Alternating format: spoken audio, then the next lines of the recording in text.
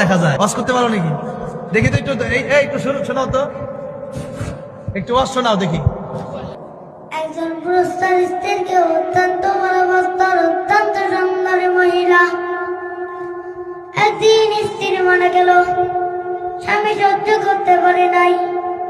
স্বামী তার স্ত্রীর কবরের পাশে দাঁড়ায় দাঁড়ায় কান্দে, বৈশা বৈশা কান্দে। সকালে যায় আসর পর্যন্ত বসে বসে কান্দে। লোকজনে বলে, ভাইয়ের কান্দে লাভ কি? বিবি তার ফিরে আসবে না। ওই না রে ভাই, আমি আমার বিবির অত্যন্ত ভালোবাসি। স্ত্রীর মায়া আমি বলতে পারি না। মারহাবা। একদিন ঈসা সালাম মহিলা রাস্তা দিয়ে যাইতাছিল।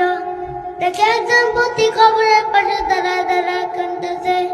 ততক্ষণ ঈসা সালাম ডাক দিয়ে বলে, বাইরে।